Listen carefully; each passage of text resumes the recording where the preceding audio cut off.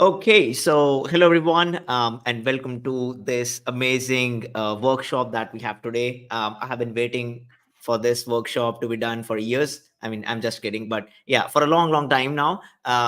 It's like amazing people have joined in today who actually needs no introduction, but we'll anyways do the introductions. That's the formal part of it. But yeah, welcome to Cube Simplify, and today we'll be discussing all about Dagger. We'll be doing a hands-on workshop. There is a GitHub repository that just dropped in the private chat, so I'm really excited for that, how it will go. And today I'm joined by Dagger team. So I hopefully you know me. So I'm Sayam Pathak, and I'm joined by Solomon Hykes and Kyle from Dagger, and they probably don't need any introductions. You know Solomon by the founder as the founder of Docker, so you know all the tales. So I have met him on a couple of instances now, and like any conference. There is a hotspot wherever Solomon is present. That's the hotspot. So it's interesting, it's good, and I love the way his energy is infectious energy that he's able to explain, still break down stuff in an easy way, make people understand what the team is up to, what they are doing. And also the best part is he will sit with you, show you the hands-on demos, on the booth, on the side tables, in the food area. So that's the kind of amazing part. So welcome Kyle and Solomon to the Thank you. stream, and thank you for accepting that. And yeah, let's start with a little bit of introduction. Like Solomon, please go ahead.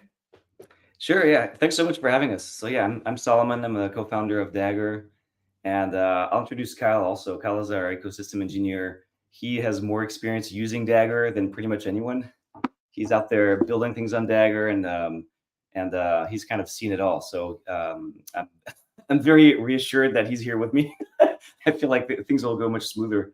And before Dagger, Kyle was a release engineer at HashiCorp. So he ran those huge CI/CD pipelines that actually shipped all of the HashiCorp software. So he's also coming at it from a perspective of, having felt the CI/CD pain, which is what Dagger solves or tries to solve. Nice. So we'll not go into one thing, which most people usually go with, like, you started off with that Docker and then how you pivoted to Dagger and stuff, but we'll start with the crux of it.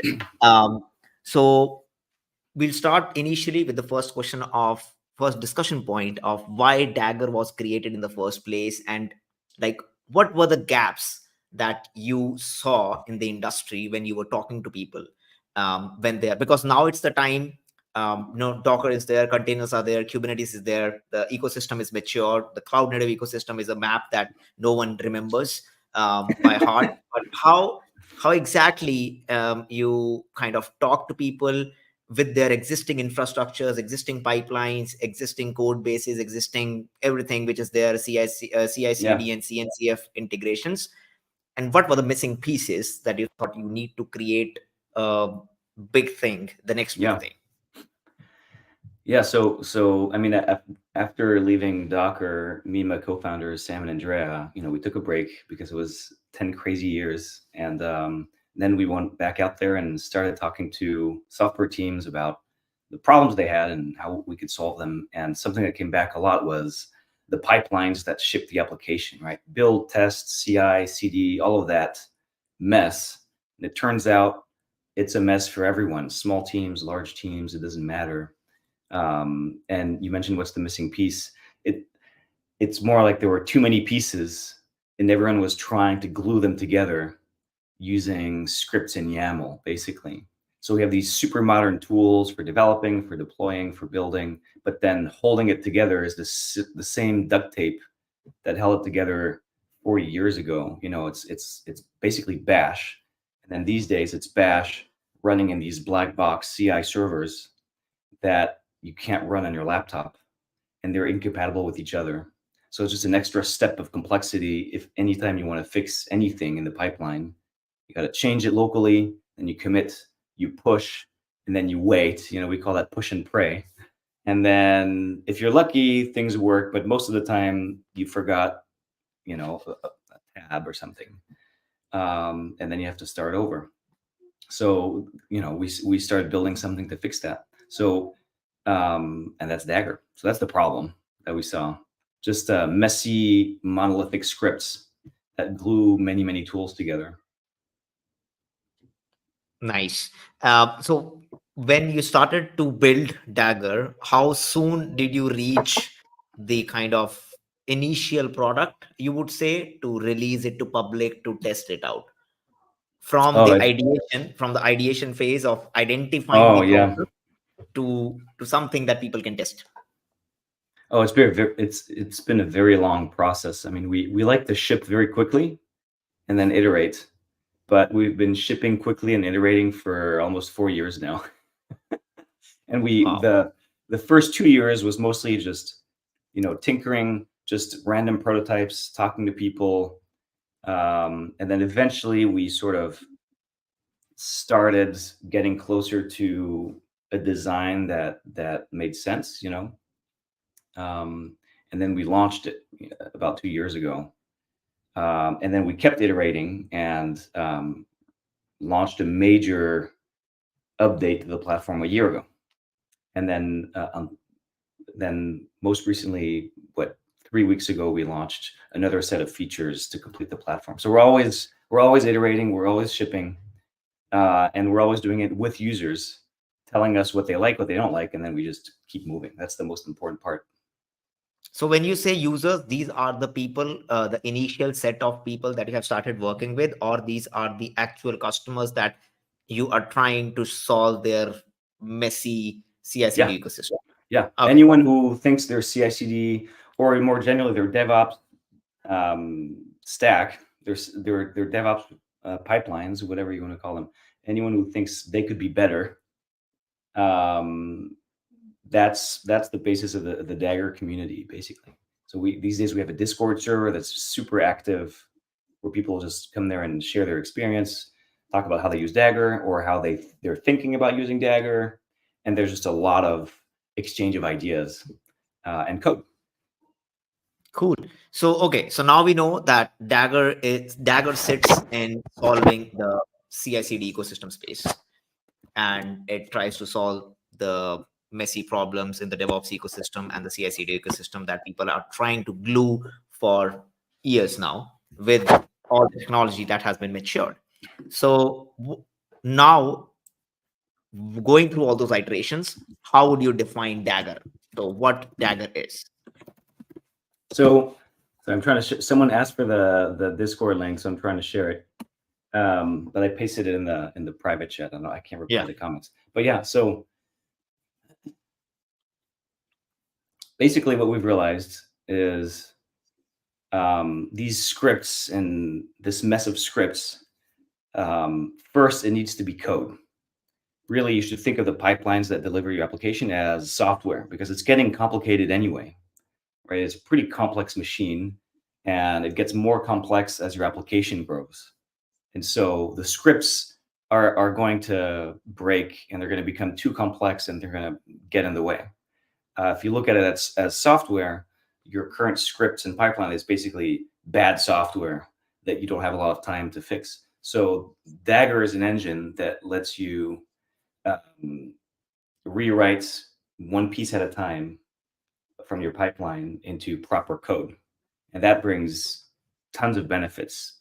First, more people understand the code because you're writing it in a language that's more familiar. It could be Python, it could be Go, it could be TypeScript. So this is a multi-language engine that we're talking about. I'll talk about that a little later. You can test, you can reuse components, right, that you used in your previous project. And of course, it's expected that it runs on any machine, right? These are standard environments, so it runs locally. And the other thing we do is we run all of these components of your pipeline in something we call a Dagger function. So it's written in code. It has a clean API. Here are the arguments to your function. Here's what it returns. There's proper types, all of that stuff, right? So if you call a function and it takes a URL as an input, and you pass it, something else, a number, it's going to fail, right? And then we run all of that in containers. That means every building block of your pipeline is going to run in this nice repeatable unit that we have in our ecosystem called containers. So we containerize the pipeline, we break it down into small reusable pieces that we call Dagger functions, and we make all of it proper code with a proper API. So that's it. That's Dagger in a nutshell. Cool. So basically you have, so first thing is that you can now codify your entire CI/CD ecosystem, Right. and you can not only codify it, you can put that in smaller pieces as that you call it, or you call it as Dagger functions. So you have these small pieces of code that runs as Dagger functions that actually become your whole pipeline, and each function has a specific purpose to serve. And the more important part is you can run it locally and you can run it as part of your CI Right. systems. You can Yep. you will have the same level of confidence that, okay, I have, just like containers, that I Hmm. have it here, it works here, and it would work on the machine that is there on the cloud as well, or in Exactly. any other system. Yep. And you develop your function very rapidly. You write a little bit of code, you run it, you see the results, you start over. So you get the full comfort of a modern development experience, just like the application that you're trying to ship, right? So the pipeline that ships the application gets a development experience just as good as the application itself. And it also bring the, when we say the DevOps, kind of bringing off to the dev side, so you actually now can codify the pipeline. So Right. I'm not saying that we force the developers to write the ops pipelines, but still they can do it because they know the app better, and they will be able to ship it the way they think the app behaves, Yeah, and the right set of parameters and all that stuff. absolutely. And that's why that's where the modular aspect is super important. It's not the whole pipeline all at once that you rewrite in the language of your choice. Of course, you can do that, but it's each individual piece of the pipeline. And we'll see that there's nothing forcing you to daggerize your entire pipeline.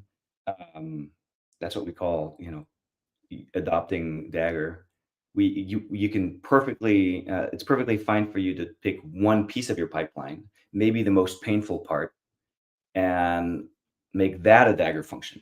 Maybe it's an integration test workflow that's just complex because you need to spin up several containers, you got dependencies, you got to bundle a bunch of different assets together. You have a lot of glue scripts, and it works differently in CI and locally. So you can Daggerize that, make it one nice Dagger function, but you can keep the rest of your CI/CD pipeline exactly the same because Dagger can be embedded very easily in an existing stack. So it can run with almost any modern CI system. So you can run Dagger functions from GitHub Actions. You can run them from GitLab CI, from Jenkins, et cetera, et cetera. So it's a gradual process. And to your point about developers participating, a lot of times what happens is, especially as a team grows, is that different people will be familiar with different parts of the application stack, right? Maybe you have a front end team that's familiar with JavaScript and TypeScript, a back end team, maybe they're writing Go, a data team that's writing Python. And then you have the DevOps team doing a lot of specialized YAML or Jenkins files, Bash scripts, etc. But at the end, there's only one pipeline, right? You have to integrate it all together because the I of CI it stands for integration. So you have to integrate at some point. And so in this scenario,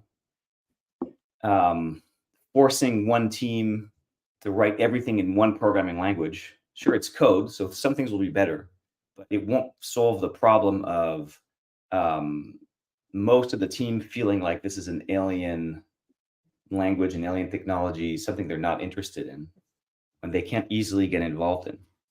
And that creates bottlenecks because, for example, as new tools arrive, remember this is an integration problem. If the front end team has a new tool or the data team has a new set of AI tooling now, and they want to incorporate that into the app, so it's working locally, they're happy, but it has to be added to the pipeline now to ship the staging and production, including the integration tests. So if they're not familiar with how the CI system works, they're just going to, open an issue or send an email to the DevOps team and say, I have this new tool. Can you, when you have a minute, can you add it to the pipeline? And it gets added to the queue, right? And so now you have an overworked DevOps team that's always catching up to everyone's tools. And you have frustrated development teams that are waiting for the pipeline to be updated. And so what happens is they use the pipeline less, right? They use a script on the side. You have this sort of shadow CI that spreads. But if it's modular and if it's code, then what happens is the data team can write their Dagger functions in Python. And the front end team can write their Dagger functions in TypeScript, etc. And then the DevOps team will just combine these functions together, and that becomes the pipeline. So that's the key. It has to be code and it has to be modular for the problem really to be solved.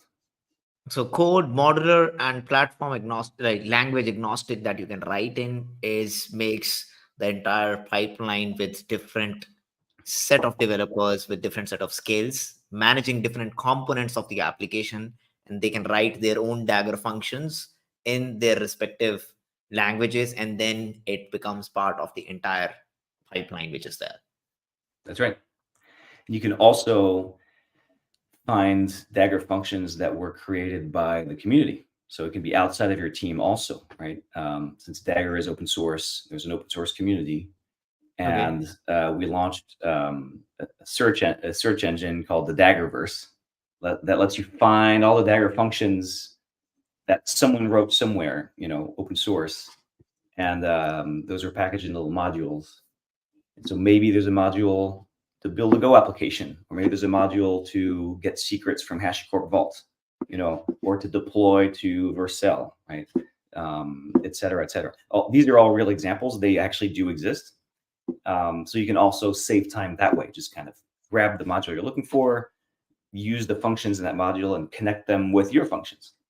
And in that case, you don't need to know what language those functions were written in, because Dagger takes care of sort of magically allowing any Dagger function to call any other Dagger function across languages, which is very hard to do, but we did it. It works.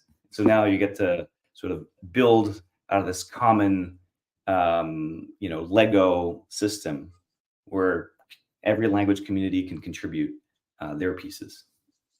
So you still have that, love for Docker inside, and you build a Docker hub for Dagger. Well, yeah, let's just say we learned from our experience at Docker Hub, and I think we avoided a few mistakes we made the first time. Yeah, like for example, we don't actually centrally host Hosted. the artifacts.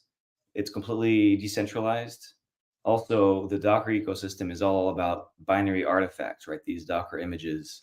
That's made it pretty hard to reuse someone else's image as is. So it's a great obviously, it's a great standard for runtime interop. But what happens is most of the time you're running your own images, right? It's very rare that you'll go to Docker Hub and say, oh, that's a cool image, I'll just use it as is. Usually you'll end up rebuilding the version of it. In this case, we have a source code ecosystem, right? A Dagger module, which contains Dagger functions, is just code. And so literally it's a Git repo, or somewhere on a Git server, you have a directory, and that directory is a Dagger module. And Daggerverse is just a search engine to find that. If you're familiar with Go modules, it works the same way. It's way less work for us because we don't have to host all these artifacts. And it's also, it leaves the community more in control. You can host it any way you want. You can call it whatever you want. Yeah. Nice. So you touched some part of the next part that I wanted to ask, but just in case if you want to elaborate more on it. So whenever there is a new tool that comes into the market, the major issue with especially that I have seen in the cloud native ecosystem, is that they have already stuff that they have glued together that works, and they have stuff which is there. So basically people are lazy in adopting and changing the whole stuff that they have written. So you touched some part of it that you can integrate it with your existing CI system. So what's the main, I would say, like, does Dagger replace the existing CI/CD ecosystem completely? And you can easily get rid of Jenkins or GitHub Actions or GitLab CI, whatever that is, or is it complementary to them? Um, You can be like, you know, you don't have to be diplomatic in a way. You can no, no, of be course, no, that, no, right? no, no. It's just it's a great question because I mean, everyone making a product for the DevOps ecosystem or any dev tool at all should be asking themselves that question first. It's probably the most important decision you can make when you're designing your product. Is this a rip and replace, or is this an incremental improvement, right? And if it's incremental, how do you justify the complexity of adding one more thing, right? And so well, first of all, we all we do now is we just listen to users and we iterate with them. So anything I'm saying now is it's just the summary of everything our users are telling us. And basically, in the context of CI/CD, people have a lot of constraints. Number one, and number two, there's a lot of diversity. Every CI/CD stack is different. There's patterns, but it's just all over the place. That's kind of why the problem has not been solved yet.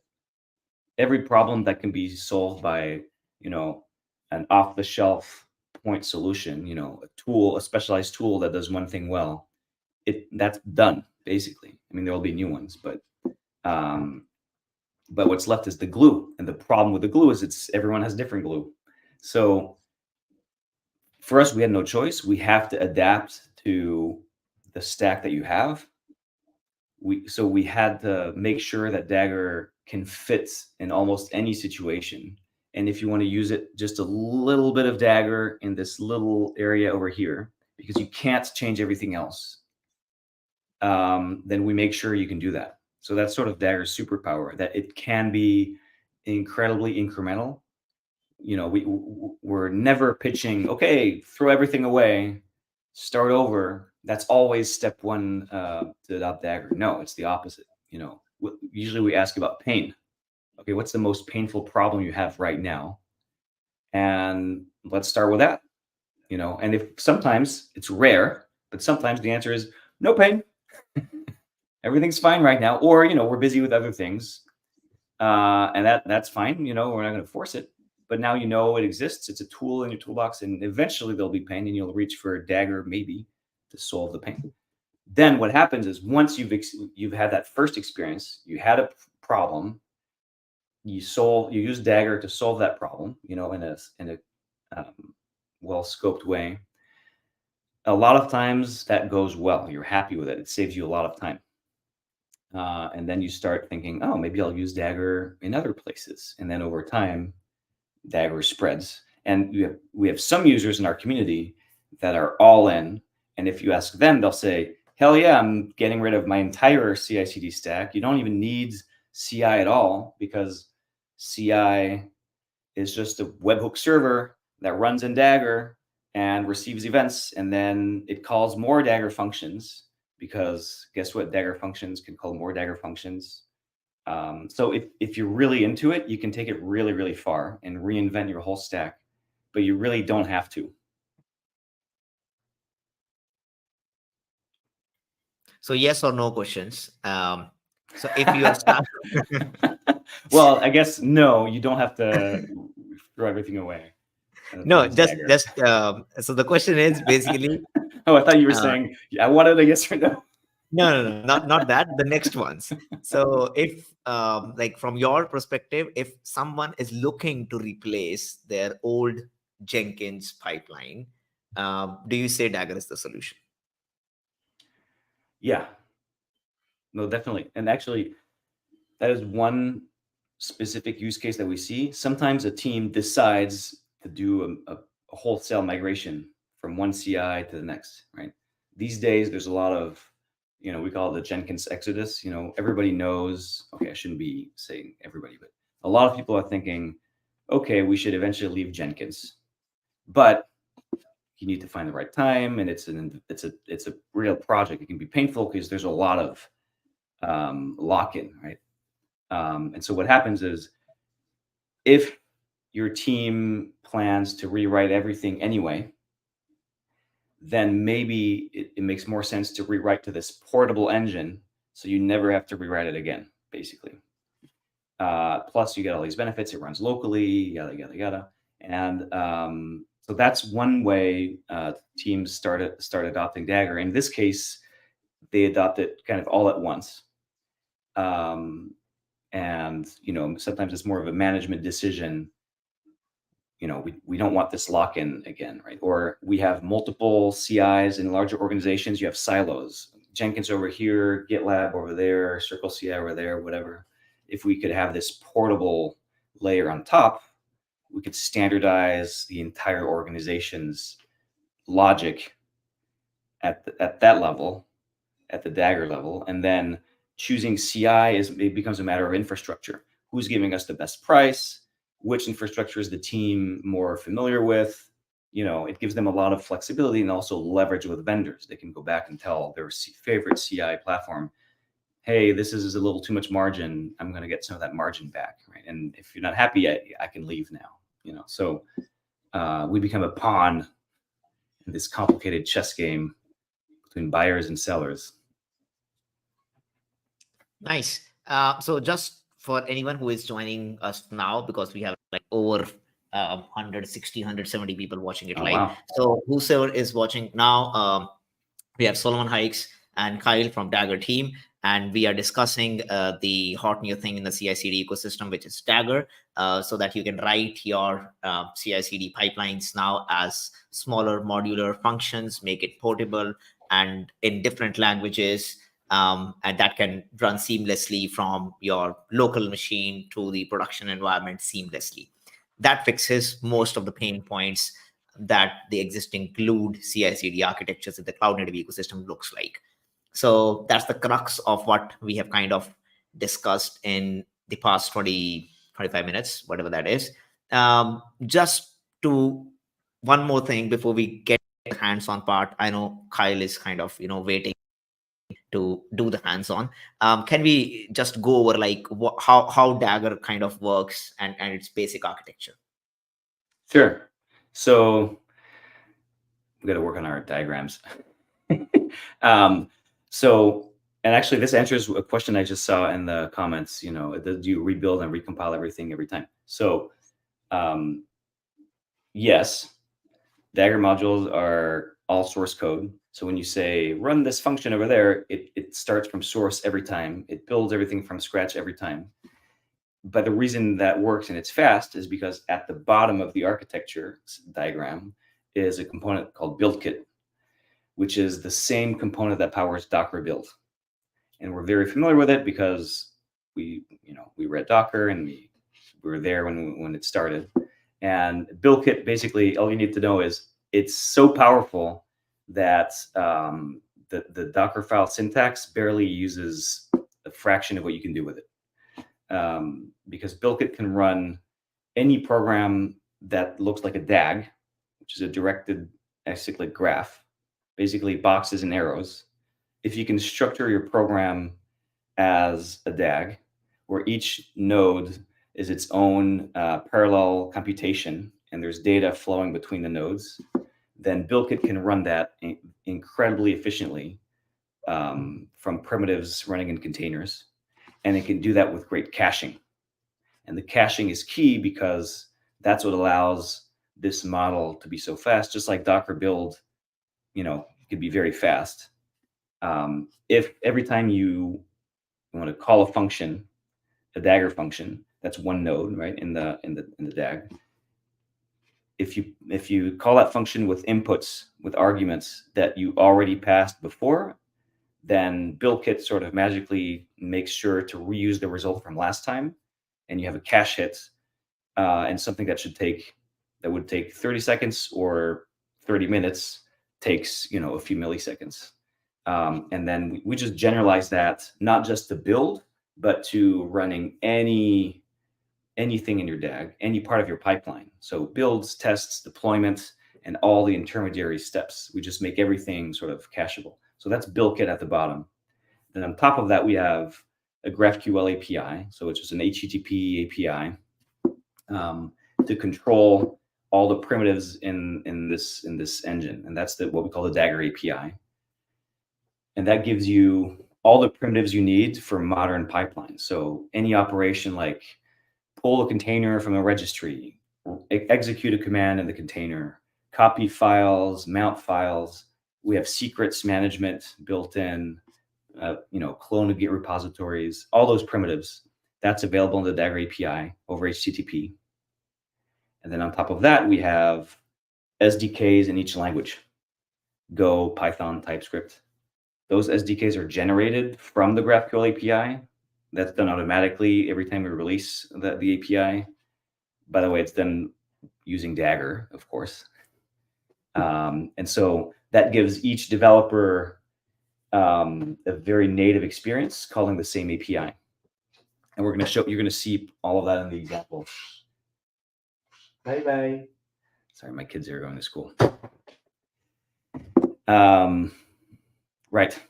And so then the last layer is what we call the functions runtime, where the codes that you wrote in your language that calls the Dagger API, that itself gets packaged automatically by the engine and run as an extension of the Dagger API, basically. And so that function becomes another primitive that other functions can call and compose. And in our world, a pipeline is just several functions chained one after the other. So you call a function, it returns an object. That object has other functions. You call a second function and then a third function. You do that dynamically through the API, and that's a pipeline. Yeah. Cool. So I think caching is interesting, and just I'll take one question because that's very related to what you just said. But caching won't work on platforms not using hosted machines. For example, GitHub Actions, you get a random machine each time. Right. So when the Dagger engine runs, it uses local storage for its cache. And so that question is a good one, because when you're doing that on a persistent machine, like your laptop or a long-running server, then every time you run, you can reuse the cache data from the previous runs, right? So everything just kind of happens. In a distributed CI environment where you have short-lived machines like GitHub Actions, managed VMs, then every time Dagger runs, it's running in a machine with an empty cache. And so if you don't do anything, it's all going to work, but it's going to be slower because the cache will be empty. So that's completely true. But that cache can be distributed. And so now that we have a lot more teams taking Dagger to production, and we get that question a lot. We've been getting it for the better of the last year. We've been busy building solutions to that. One solution is a cloud service that we make called Dagger Cloud. That's optional, and you can plug your engines to it, and then it will orchestrate the movement of cache data across the engines and to an object storage service like S3 or something like that, or Civo storage. So that works. It is an early access experimental, and some people are using that happily. Others are saying, look, I work at a big bank, or I work in, this is a government project. I mean, there's all sorts of deployments of Dagger out there, and not everyone can use a managed storage service by a startup. And so actually pretty much the next priority, like in the next month or two, we're adding more customization. So you can install what we call a storage driver, which basically tells the engine, okay, you got to synchronize your cache data with this object storage over there. And some of that has been, a lot of the foundation for that has been laid in the BuildKit project. Like a lot of the plumbing exists, but it doesn't work great. It requires a lot of careful fine tuning. So we're going to make sure it works great, sort of out of the box. There's a lot of hard engineering to do that, but that's what we're here for. So Yeah. Again, all of this, we shared our Discord link. This is all these questions that you're sharing, Sam. These are very, very common discussion topics in our Discord. And so, yeah, please join and say hello and ask all the questions you want. There is no bad question. There's no stupid question. Yep. I think that, yeah, that's a good question, and you have already described how you have been working it and getting this question repeatedly and working it towards solving it by having a storage layer of the object store somewhere, and then using that instead of the local one, even when you have different machines for your GitHub Actions, and it's still you can Yeah. take the benefit of cache. Yeah. Yeah. The caching is really key. And it's some of it, I mean, we're describing this with words. Some of it is just really easier to show or to experience, to be honest, but because it's simpler to use than it sounds. But there's something for some of you that are old enough to remember the world before Docker build. Docker build was very weird because if you look at it, it looks like you're going to do everything every time. And that seems a really stupid thing to do because it's going to be slow. So instead, what everyone did before is they manually wrote logic to check for steps that were already done and then not do them. You see what I mean? So every build script, every make file, anything that that required the equivalent of building a container. Maybe it was installing software in a server, building a VM image. It had these kind of manually optimized caching steps. And so it was sort of like writing assembly language, where you manually optimize everything. And then in this DAG model that Docker Build introduced, and we're introducing even more broadly, to everything in your pipeline, all of that stuff you can just remove because it just happens automatically. So it's like going from manually written assembly language to a modern language like C, I guess not so modern anymore, but you use a compiler, and the compiler creates the assembly, the final machine language, and the compiler is going to optimize a lot of that way better than you could. And in some cases, especially in the beginning, some of your optimizations are better than the compilers, but it never lasts. But even if it does happen that sometimes there's a pipeline that's so well optimized by hand that you switch it over to Dagger and it's not actually faster. That does happen. But once you've switched it to Dagger, you can change anything at any time. Like you could take 5 minutes and change something in the pipeline completely. And then on the next run, it's still going to be cached. But with manual caching optimizations, you have to spend another few hours to kind of change everything. And that part, and Kyle can confirm. I can see Kyle nodding because he's done that, but it takes a lot of time. So someone in the team, the DevOps expert, is going to have to go back and manually optimize everything, and now they don't. So it saves a lot of time.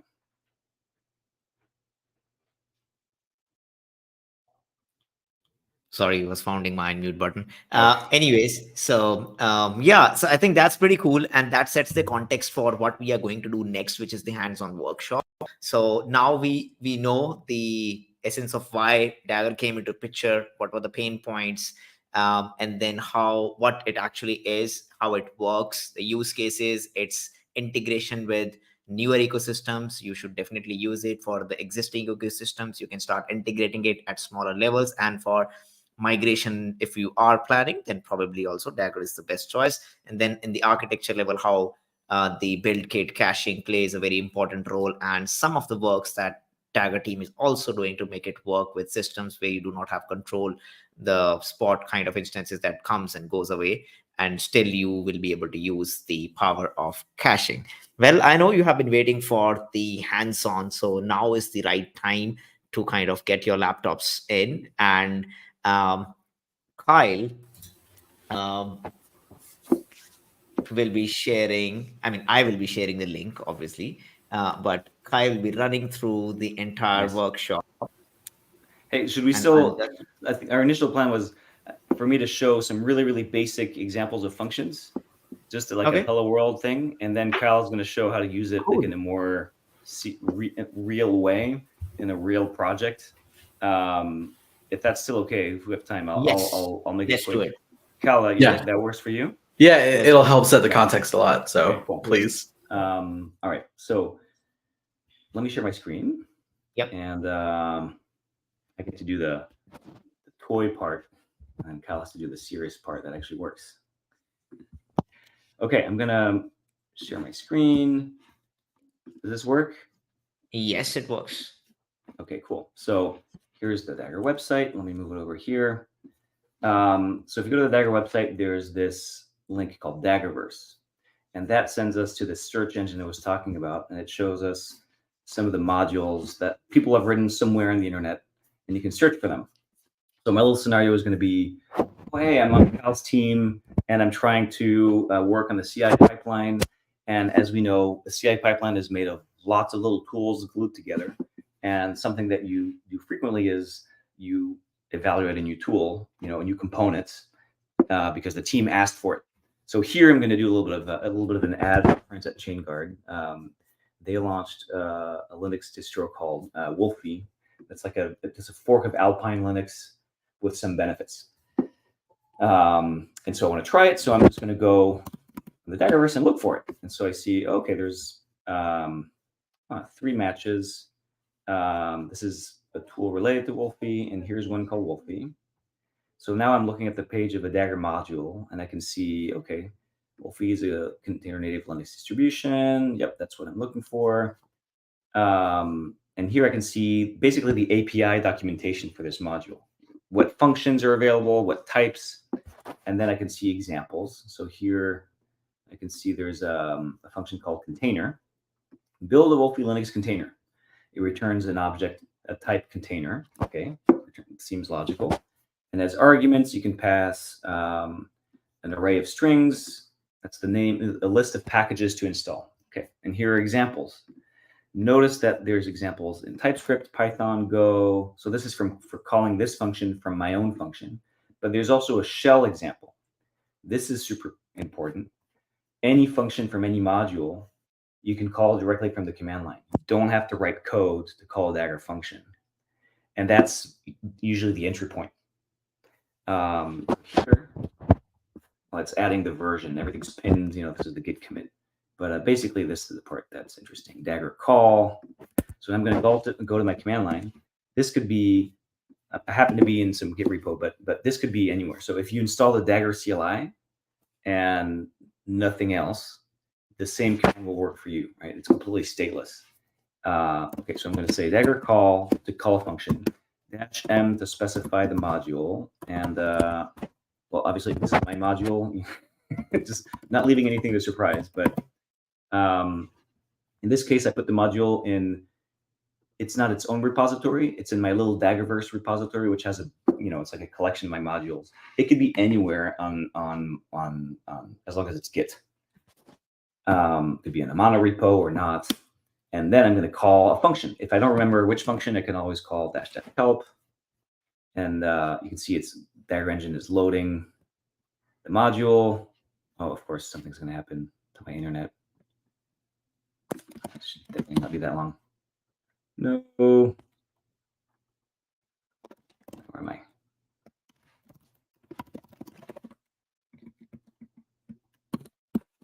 Okay, let's pray for a second.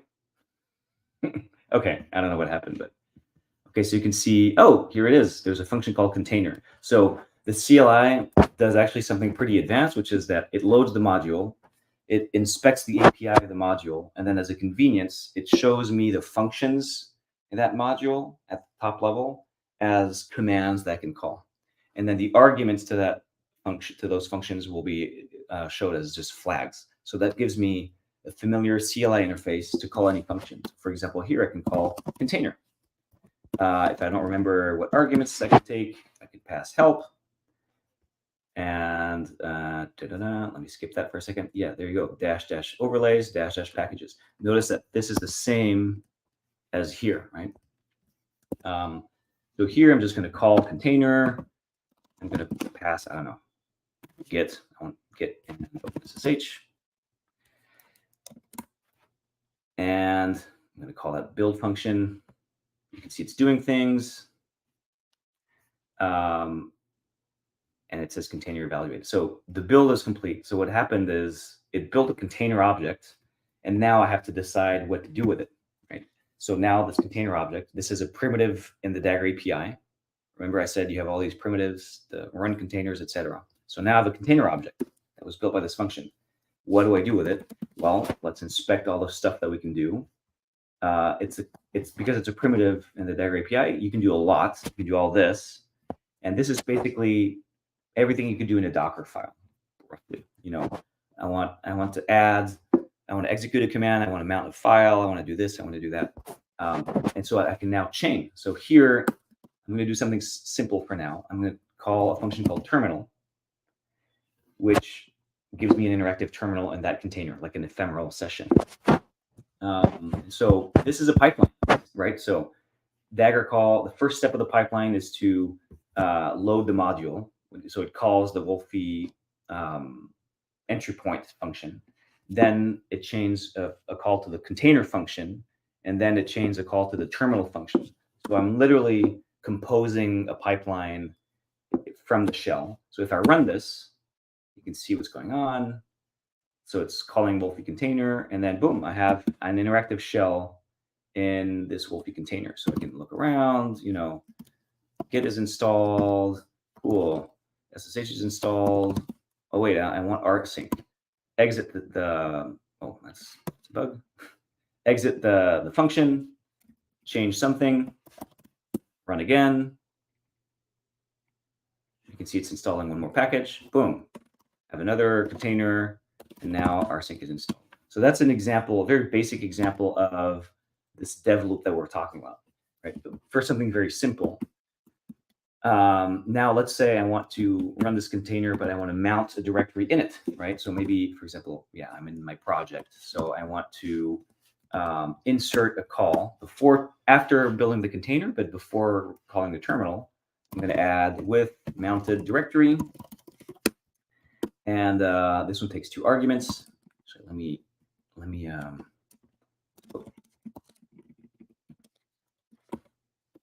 what is it? Shift enter.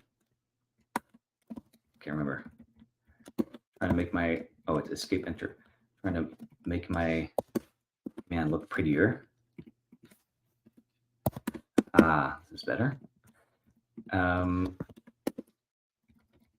With mounted directory, so I'm going to mount something, source directory, and then I'll mount it at /src. And so here, I can pass a directory object, and the directory object is it could be anything that produces a directory, right? These are dynamic types. I could pass the output of another function that just created a directory on the fly for me, or it could be a local directory, or it could be pulled from a remote Git repository. So here I'm just going to say, give me the local directory. So the CLI takes care of that. Let me try again. You can see it happens too fast, but so if I go to src, there it is. I'm in my container, my Wolfie container with this directory mounted, but I want the work dir to also be src, so I can just see it as soon as I open the shell. And here we are. If I want to mount a remote repo, for example, I want to see source code of Dagger at the branch main.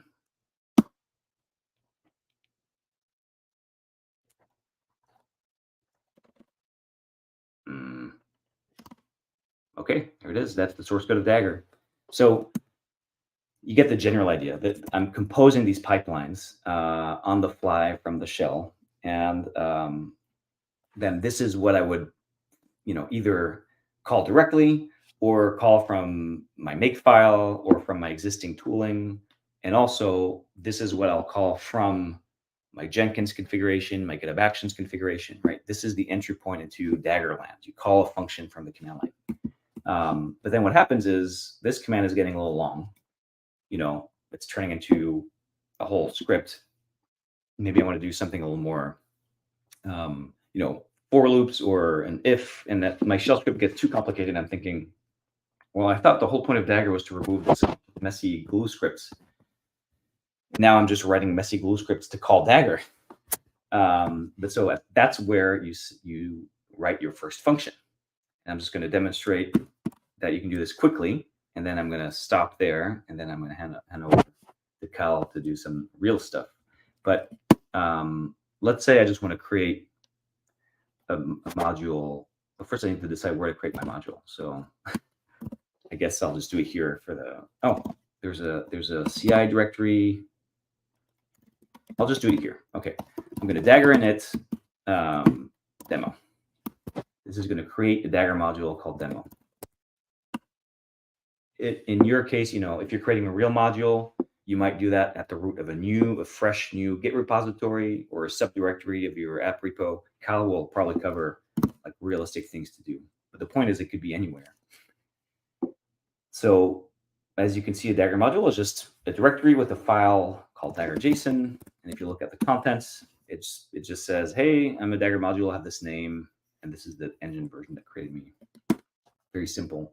And then I want to develop functions in my module. So I'm going to run Dagger develop, and I need to choose an SDK.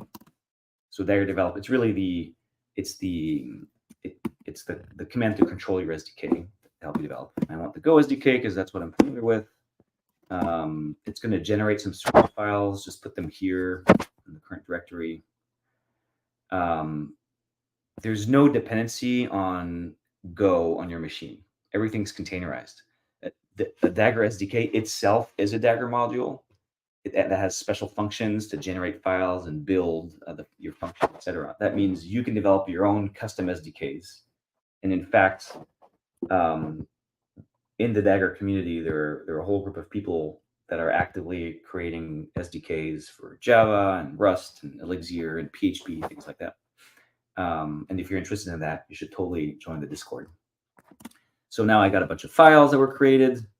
I'm going to edit this one, main.go. And nope, that's the wrong main.go. That's the one I want. And it just generated an example module. So this is a fully functioning Dagger module with two functions. One function called container echo, one function called grep-tier. And I'm going to get rid of this. This all just generated description. And here I'm just going to say, test Wolfie, I guess. Test Wolfie. I'll just call it Wolfie. So it's a build function that returns a container. And it's going to call the Dagger API. This DAG object is how you call, it's your entry point of the Dagger API. So for example, I'm going to say, let me just get that shell command from before. Kyle, Sam, I can't see you. Is everything okay? You can see the screen okay? You're following along? I'm on time. Everything good? Yep, all good. Okay, cool. Okay, I'm almost done. So dag dot something. Aha. So the first thing I need to do is access this module, right? I'm not going to do this dynamically because I want the types, right? I want actually my IDE to autocomplete function calls from this Wolfie module. I want the types to be known. So what I'm going to do is install the module. So here I'm going to call Dagger install of this module from within my existing module. So that's going to fetch the source codes, loads, et cetera, et cetera. You can see the cache makes it fast. And then it does two things. It's going to add to my Dagger JSON a dependency. Notice it's always pinned to a specific commit. So, you have proper version management. But also, it just did something else that's really cool. It loaded it inspected the module's API on the fly. And just like the CLI generated this cool set of CLI flags to match the API of the module, here the Go SDK generated a Go client for my module to call, right? And so it's here, there's a dagger.gen.go. If you look in that file, you'll see terrible things, but don't look at it. You don't have to because it's generated magically.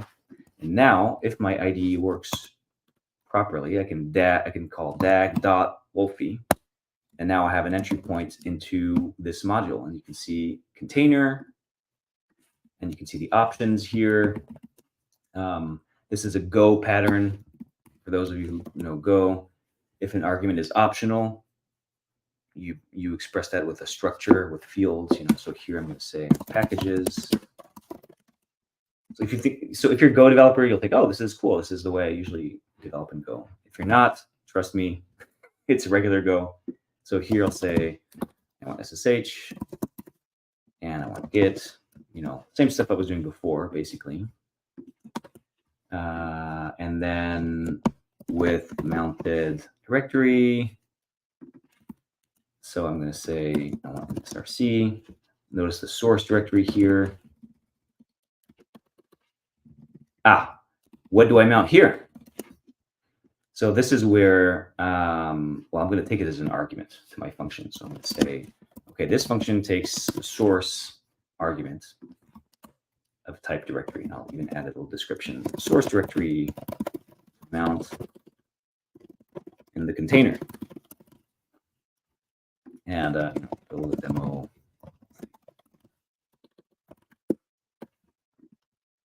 Okay, so here I'm just going to pass source. So this is the part that's really nice.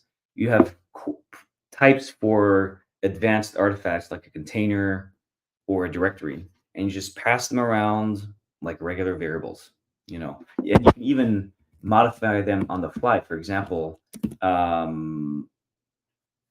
if that source, if I want to add the file called hello to that source, I can say source equals source with new file at hello.txt. Hello, cube simplify. So these types are not fixed, static. They're dynamic artifacts, and you can receive them and not know where they came from. In my function here, I don't know where this source came from. Did it come from a Git repo? Did it come from another function? Don't know, don't care. But I can still mess with it. And really, under the hood, I'm just adding nodes to the DAG. I'll just pass this here. So I'm just going to pass. I'm going to mount a slightly modified version of source into s/src. And then with workdir. And that's it. I'm going to just return that container. Let me remove that stuff. Oh, I'm not going to call terminal. I could actually return a terminal, but I'm going to let the end user do that. So maybe they want to do other things with the container. Right? Okay, so yes, all right. I can quickly inspect, what are functions available in this module? If I omit the -m, it's going to look in the current directory, right? So I can do this. It's the same thing. And it says, okay, there's a function called Wolfie, build a demo Wolfie container. I almost wish I'd made a coding mistake here. Let's see. I want to show you that this is just a regular dev loop where the SDK is building on the fly and says, oh, you made an error at this line. What the hell is this? Okay, remove it, save, run, and we have that nice dev loop again. So now I can call Wolfie. Remind me, what are the arguments? We should change that. -- source, the source directory to mount in the container. That's my comment, right? I wrote that here, and now it's here in the CLI. So I'm going to call Wolfie -- source. And you know what? I'm going to pass the source code of Dagger again.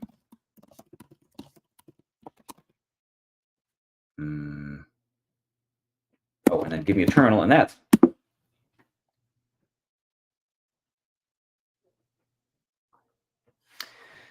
Okay, I have the source code of Dagger plus normally. Hello. So as you can see, this is a very useful Dagger function. But yeah, that's it. That's my little function.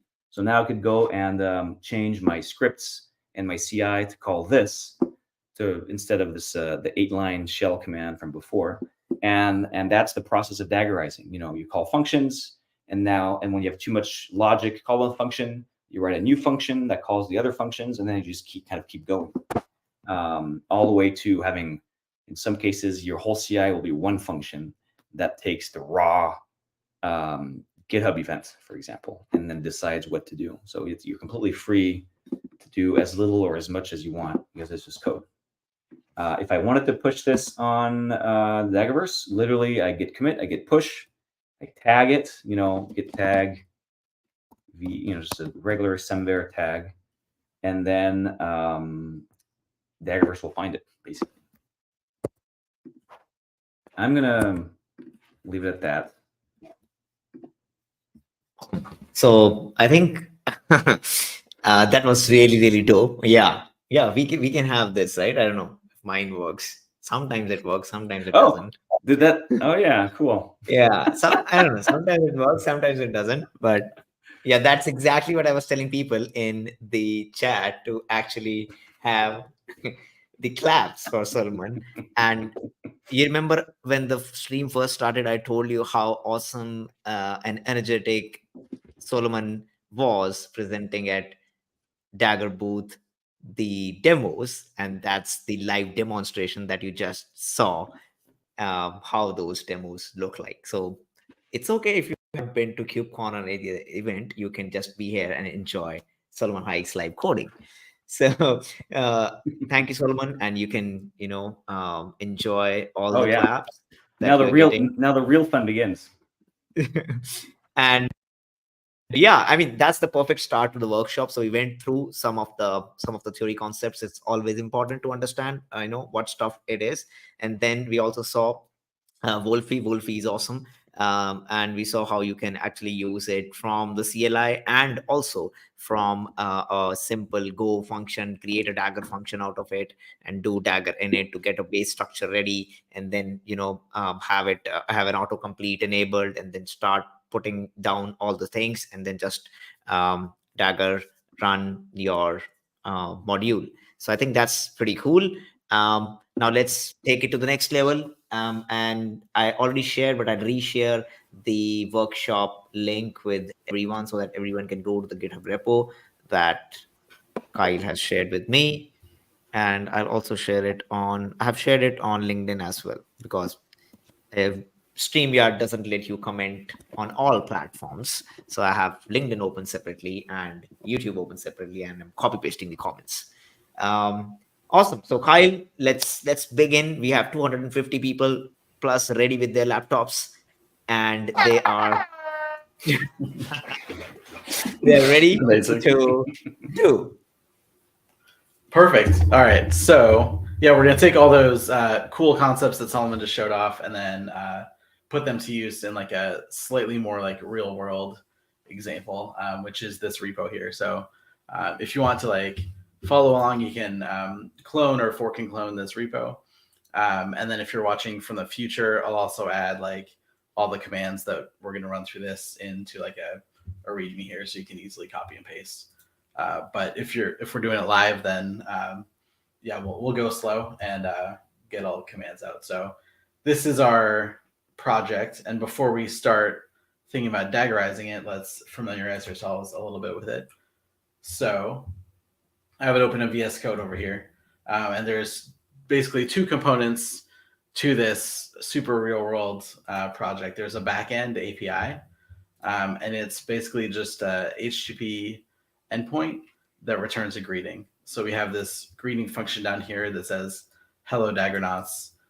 This is written in Go, and it's got super great test coverage and all the things you want with a backend API.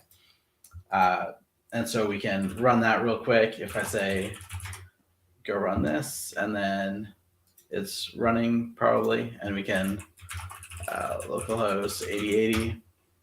And so now we can see our production API running on our machine. So that's all great if we have Go on our machine, or if all the devs are running the exact same tool chain, but we're going to Daggerize this so that we don't have to worry about that in the future. So there's the back end. We also have a really cool front end component of this stack that's actually a Hugo site. So within this website directory, there's basically this Hugo stuff, and Hugo is a static site generator in Go.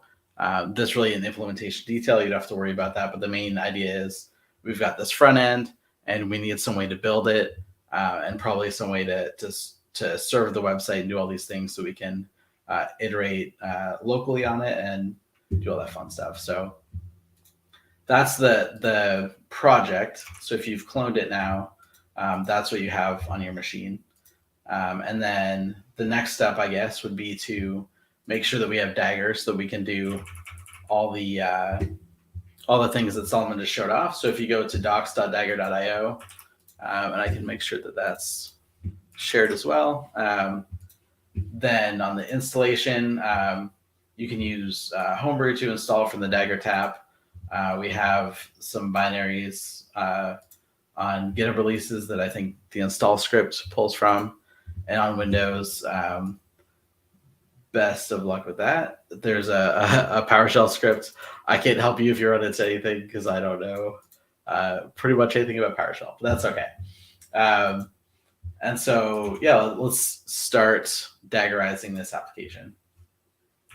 So just like before, the first thing we want to do is create a Dagger module, right? Because we've got all these functions out there in the Daggerverse, and we're going to piece them together to create our pipeline to build the backend and front end. So first, I'm just going to run Dagger init, and this is going to create.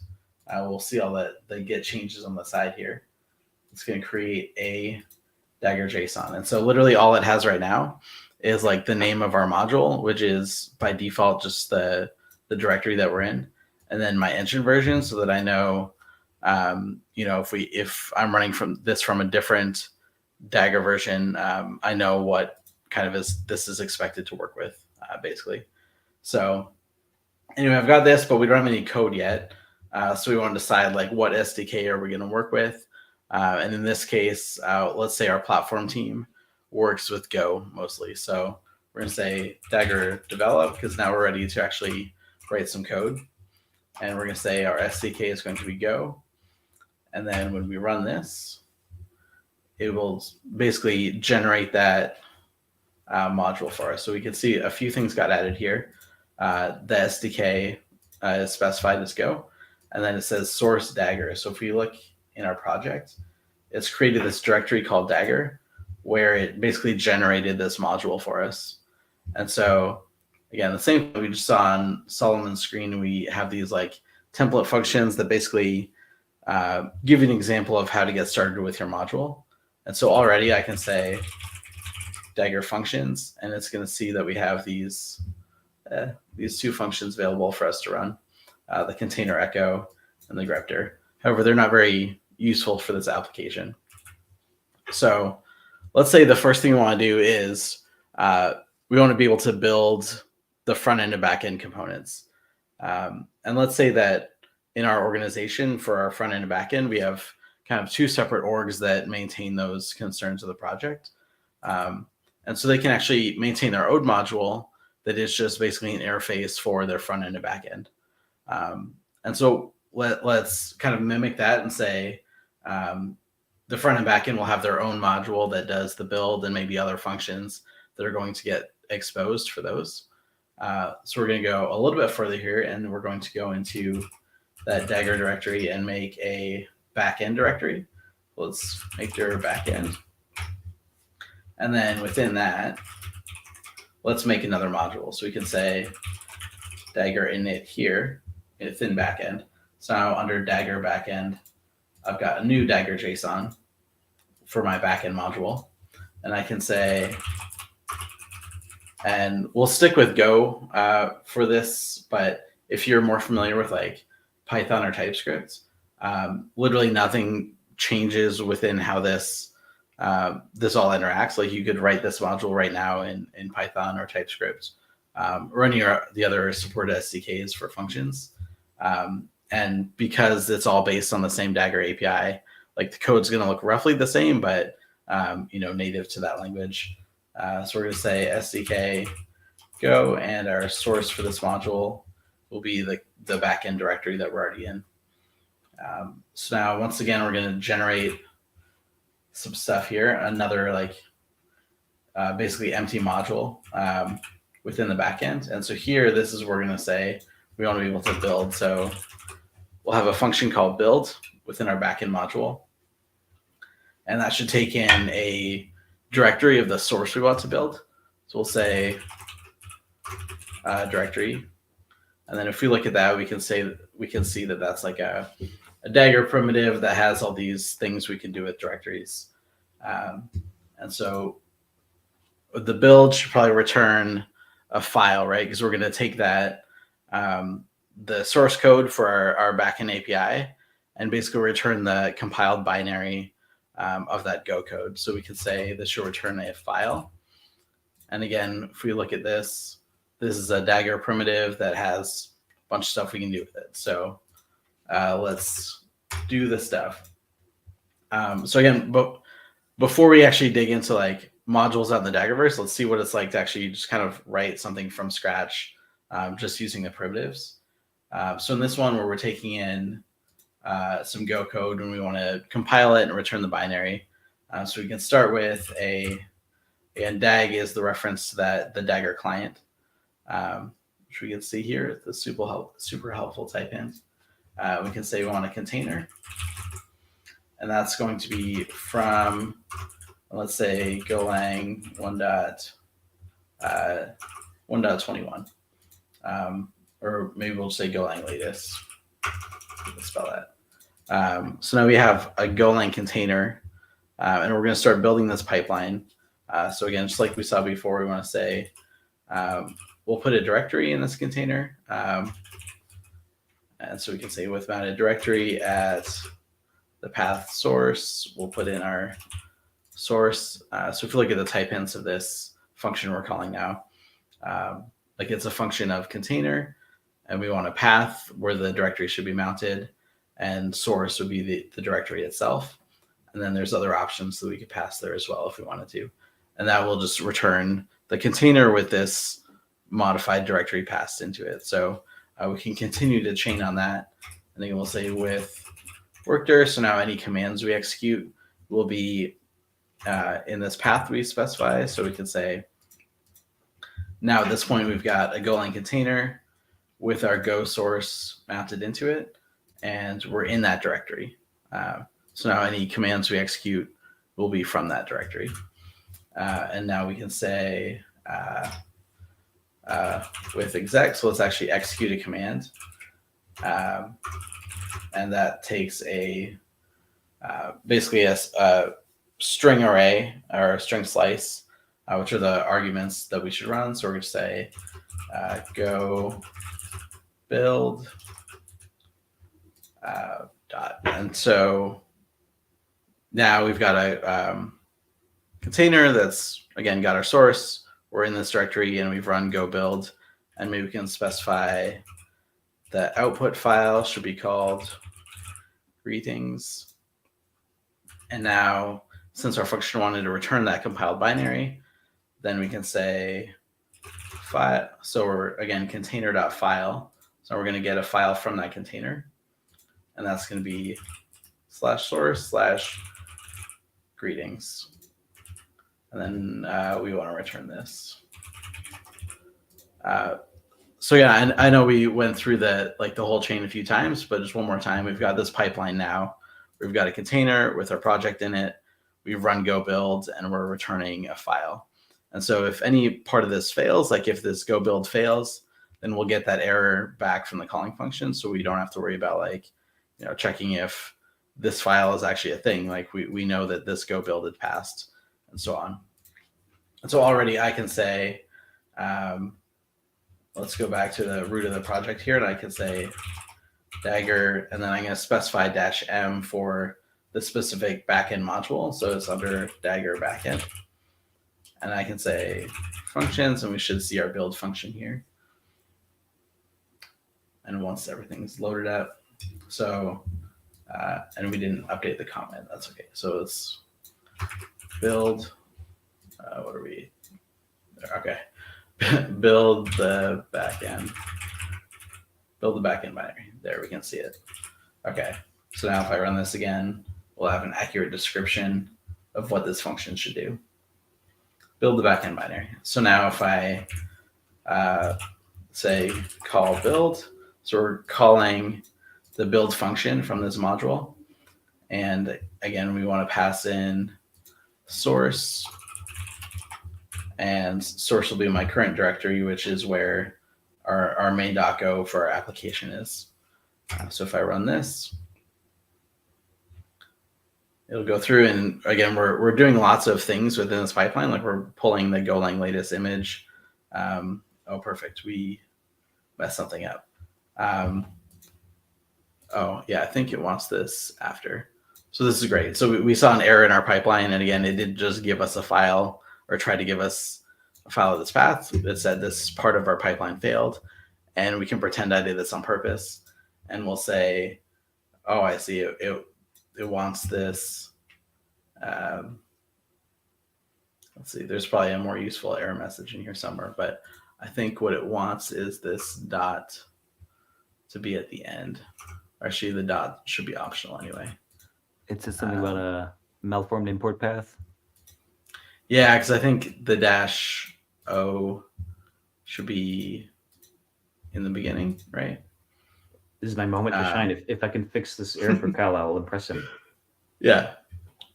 Let's see if that fixed it. If not, then we'll see. So we're installing our dependencies.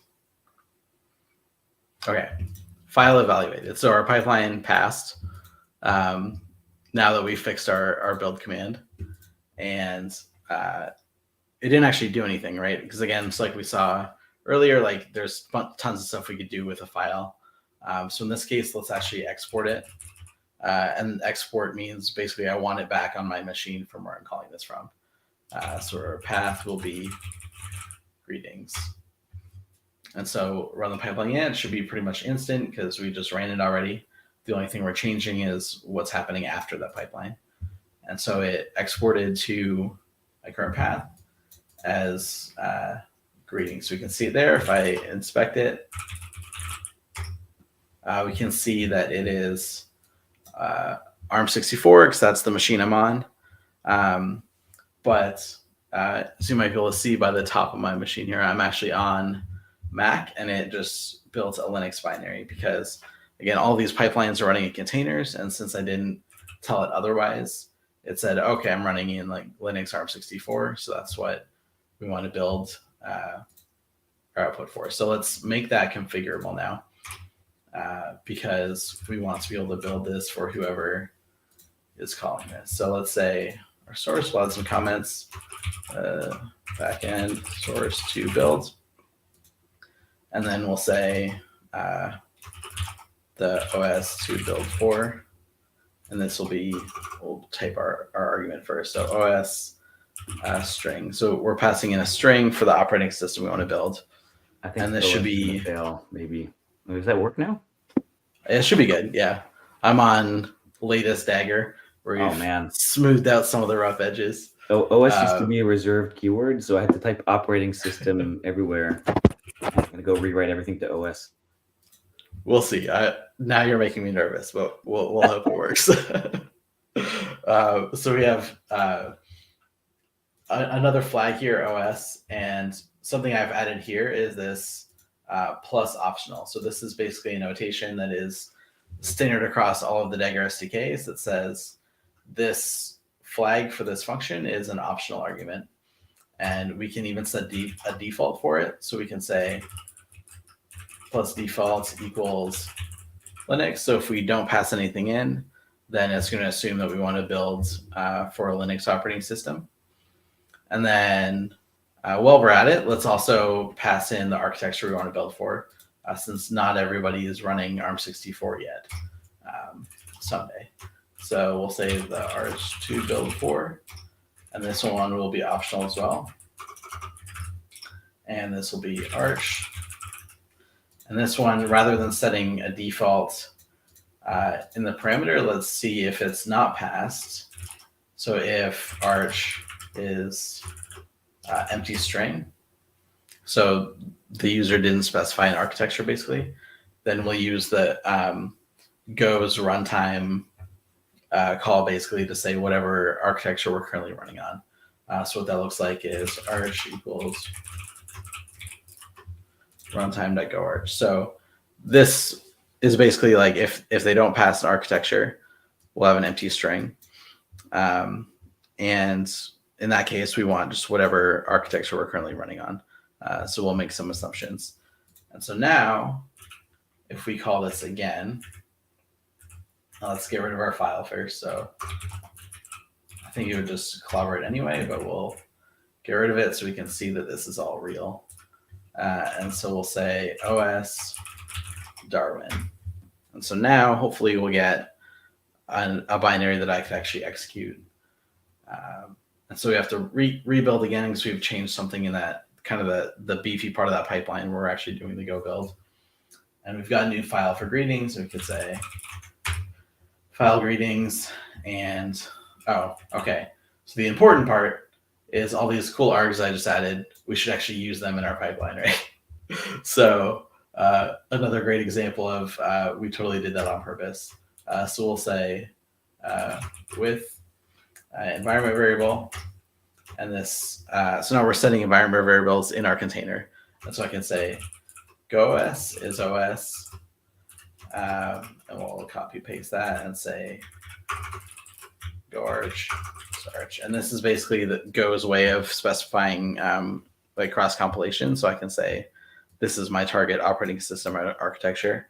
Other languages have other ways. We could also in our container, one of the container options for creating this, if we just go out here and look at it, it doesn't like mine, but if we go over here and say client.container, you can pass in these container ops, and one of the options is platform. So if we actually wanted to run like an emulated platform for compiling a language that's not as cool as Go and doesn't let you just tell it your target, then we could specify a platform here to say we want to run on, like AIX or something, and build a binary for that.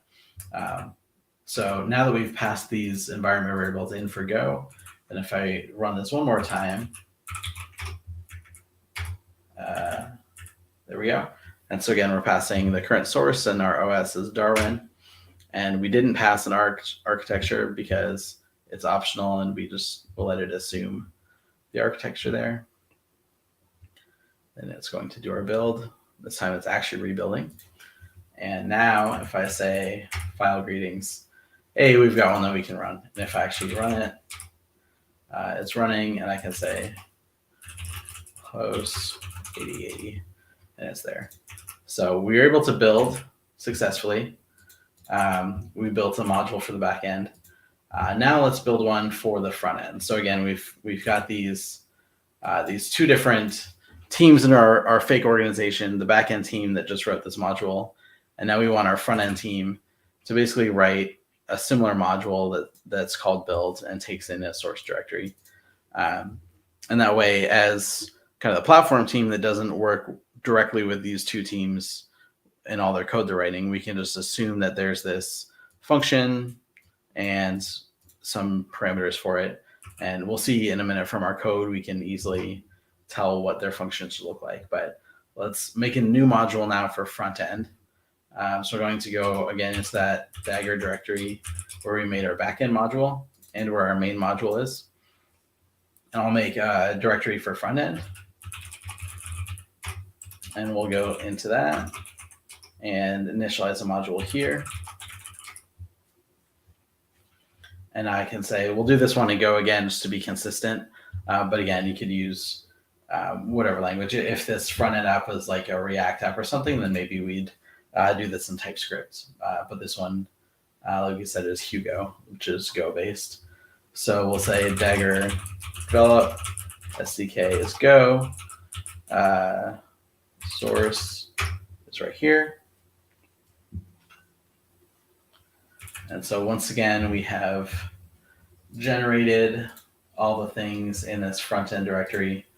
And we've got this boilerplate module.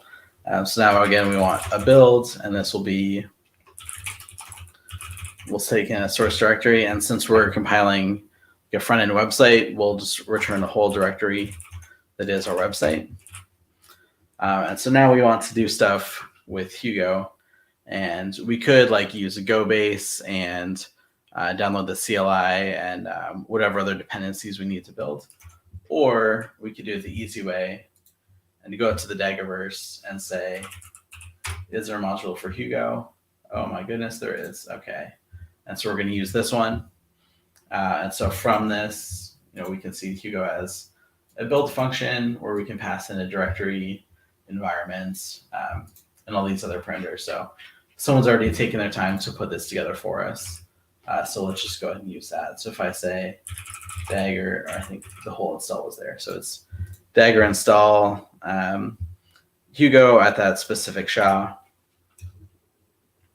And we'll go ahead and find that module. And then in our Dagger JSON, we've got this dependency on that Hugo module from GitHub. And so just to highlight that real quick, like when I did that Dagger install, like I'm not actually installing anything on my machine. The only thing we're doing is Dagger's looking at that module and seeing like, okay, it's out there, I can find it, and I'm going to add that to my dependencies file. And so during runtime, it'll fetch that from this path on GitHub.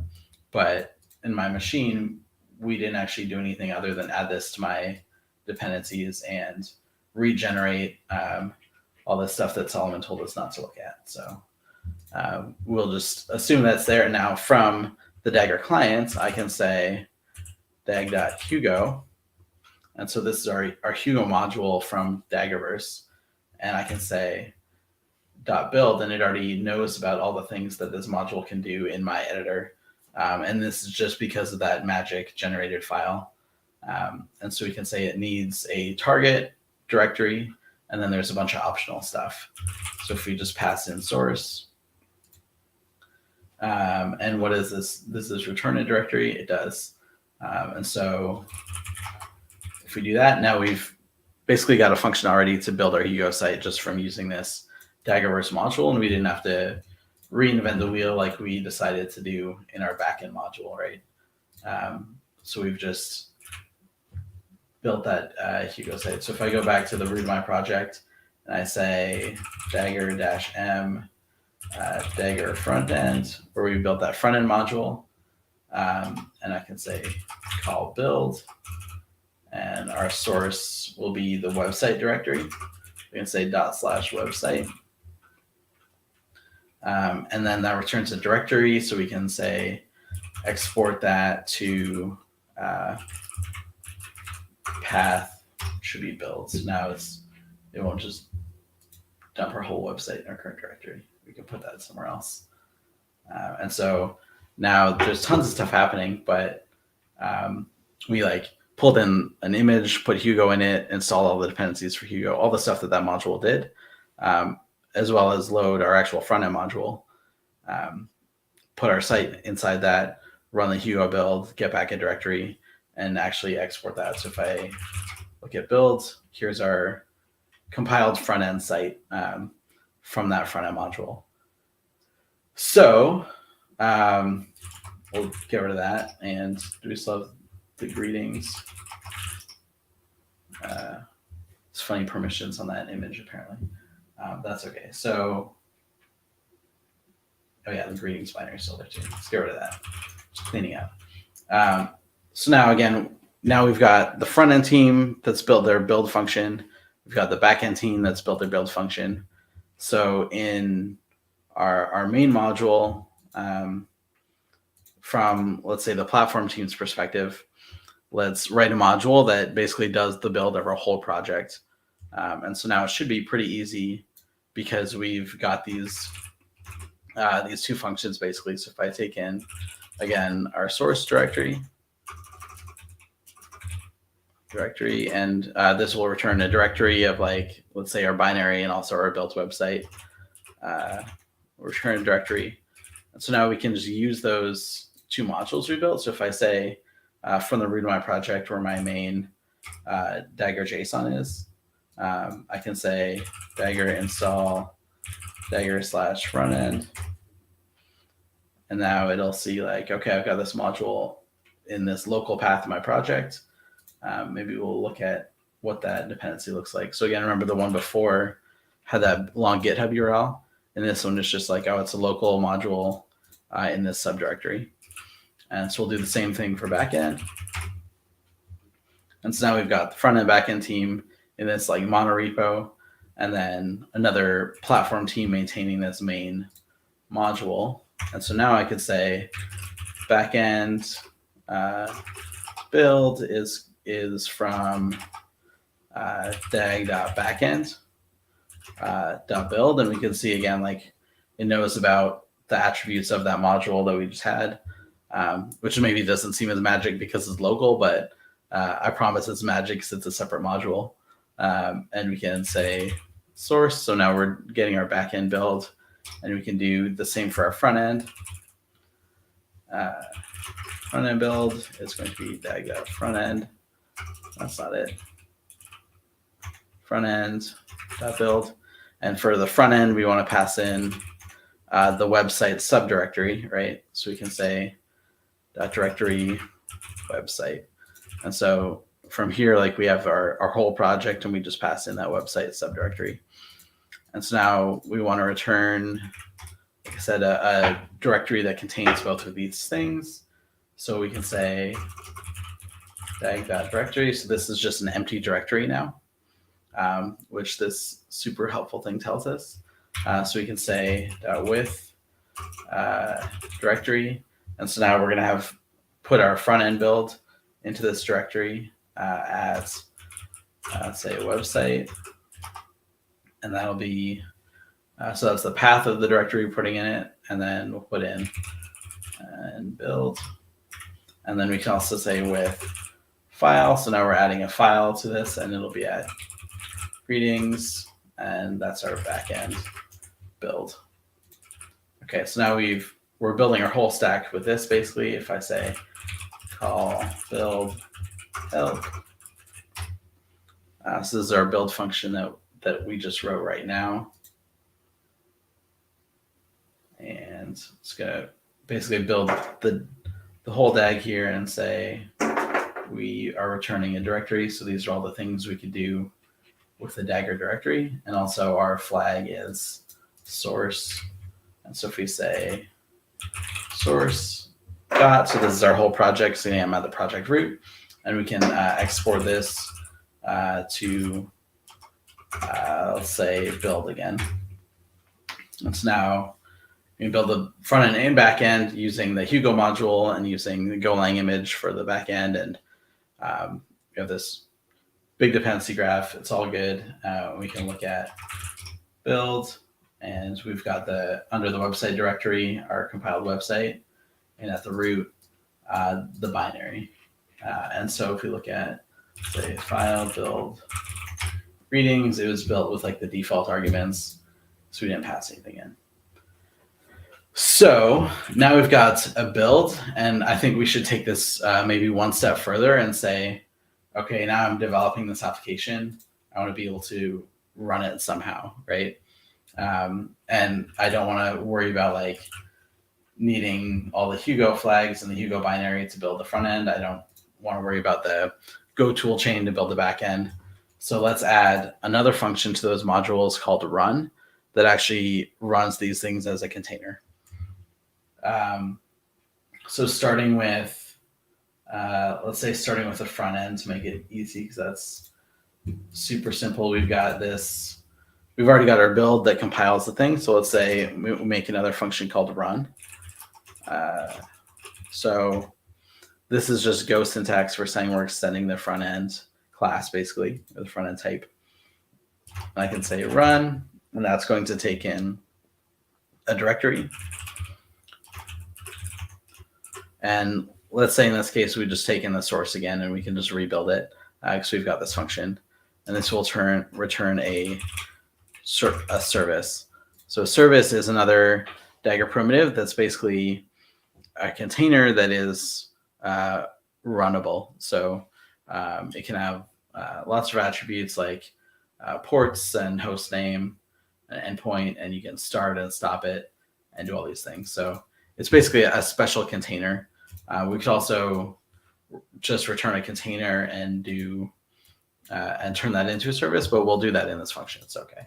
So we want to get a service that can actually run our Hugo site locally or wherever, I guess. So first thing we need is to compile that front end. So we can say the web, we'll just call this variable web, is our f. So this is like itself, right? So f.build source.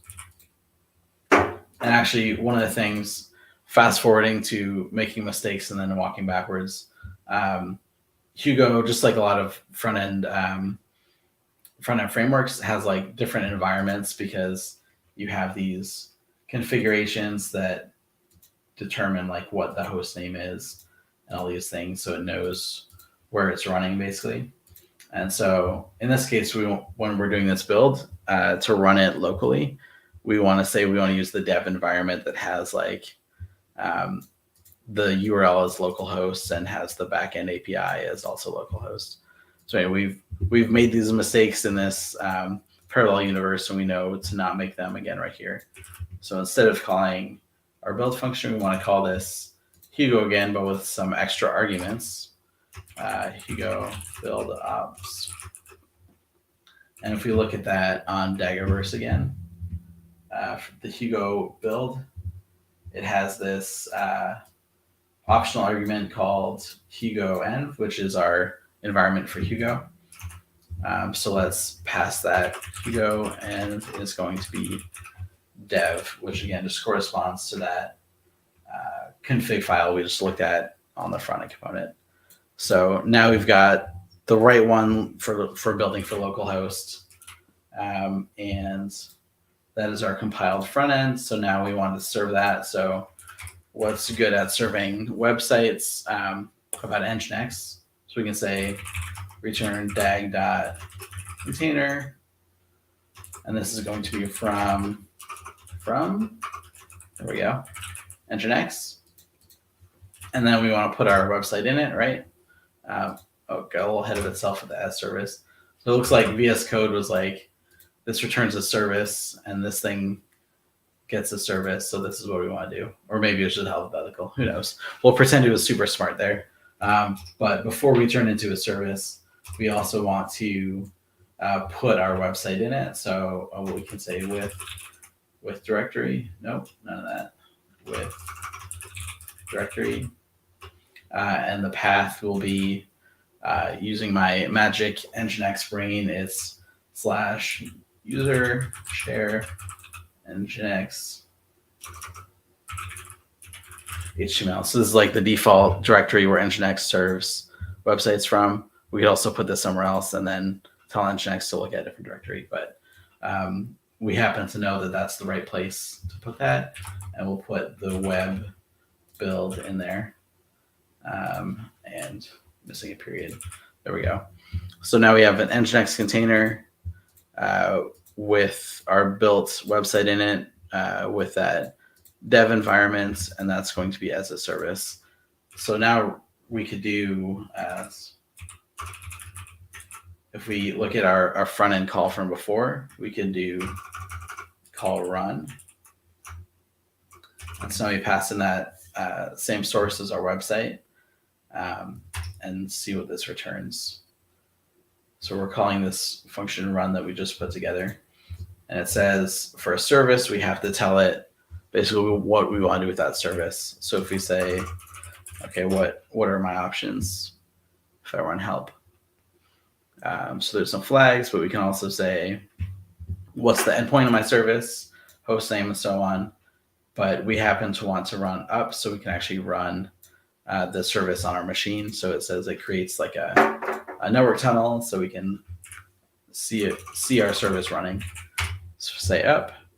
Again, it should be pretty instant because we haven't changed any of that pipeline. No ports forward. Okay. So one important part we missed here was we want to say, we want to tell it what exposed port the container should have. So we can say with expose port, and Nginx is going to list on 80. But I think when we run this on our machine, you might need privileges to run at 80. So we can actually say -- ports. And let's go to 8081 for the front end. So I put 8081:80, so that just means like our local 8081 will forward to the services 80 port, and then Dagger will connect all the dots there. So once this is up and running, we should be able to pop back over to Firefox. So we see this is output from Nginx now. So if we hop over here and say localhost 8081, sweet. So here's our front end application in development mode. And now if we open the console, we can see, okay, it's mostly up and running, but we have some stuff not rendering because it doesn't know where to find our backend API. And so theoretically, now we could do the same, like let's make a run function for our backend API, and then we could run the whole stack, right? So we go back to our backend module, where again, we had this build function that does all this cool stuff. So let's add a run function. So we'll say func backend run, and this will once again take in a source directory and return a service. So in this case, we can call this build function, and we know exactly what we want for OS and Arch, because again, since this is running in a container, we can pass in Linux for that OS. So we'll say our bin is b.build. We pass in our source. We pass in Linux for the OS, and we'll pass in runtime.goarch for the architecture, because we just want it to run like on whatever native architecture that we're using in our machine. So we've got a binary. Now let's put this binary in a container and return that as a service, basically. So here we're going to kind of construct a service from scratch. So we can say return dag.container.from, and this time let's use a Wolfie base because it's lightweight and also not going to have any vulnerabilities in it. So you can say cgr.dev chain guard. It's really hard to spell some of these words when you're saying them out loud too. It's crazy. Wolfie base. Just use my Wolfie module. No, we're doing it from scratch. But we could just use Solomon's cool Wolfie module to get this as well. And so we've got that image, and we're going to say with file. Whoa. All right. VS Code's fighting me a bit here. With file at bin greetings. And we'll put in the binary there. And so with that, we also want to expose the port that it runs on, which is 8080. Expose port 8080. And then we can say we want the container to execute a command because right now it's just a container with our binary in it, but it doesn't know to run it, right? So we can say with exec, and this will be in greetings. So we just want to run our binary, and then we'll return this as a service to make VS Code happy. So to recap this little pipeline, we've called this earlier pipeline where we do our build. So now we've got a binary with a backend compiled, and now we get a new container with Wolfie. We put our binary in it. We say this is the port that this container should have exposed, and then we say execute the greetings binary and return that as a service. And so now let's say Dagger their backend module. So that module is at Dagger/backend. Call run with source as this directory, and that's going to be up. So once that's running, has to build everything again for us. And I think that's, dependencies. There we go. So if I curl over here, localhost 80, we've got our greetings. But now we could even run the front end again. So if I said Dagger call Dagger front end module, call run, source is website, up ports E180. So this will run the pipeline from before. So now we've got like 2 Dagger sessions going on, each running some services. And if we go back here, then now our front end is happy because it's got that message from the back end displaying. But we'll take this one more step further because who wants to run 2 terminals, right? So we want the back end or the platform team to provide one function that runs our whole stack because, what if you've only got 1 terminal?